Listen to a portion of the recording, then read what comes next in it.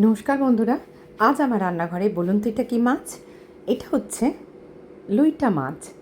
যে লইটা মাছ এখন সবাই চেনে, সবার বাড়িতে বাড়িতে এই লইটা মাছ হয়।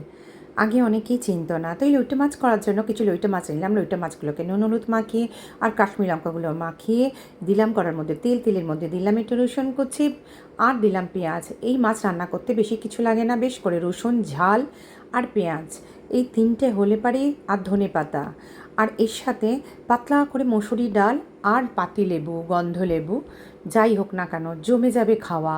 তাই আজকের মেনুতে ছিল এই লইটা মাছ। করে ফেললাম লইটা মাছ, কিছুই না, দিয়ে দিলাম, প্রচুর জল বেরোয়, জলটা শুকনো হবে, শুকনো হতে হতে ব্যাস আমার রেডি হয়ে যাবে লইটা মাছ। তারপর করো পরিবেশন। তো তাই হলো আমার, দেখুন তো কেমন হলো। এই জল বেরিয়েছে, জলটা শুকনো হবে। আর ছিল না আমার ধনেপাতা, তার বদলে দিলাম কাসুরি মেথি।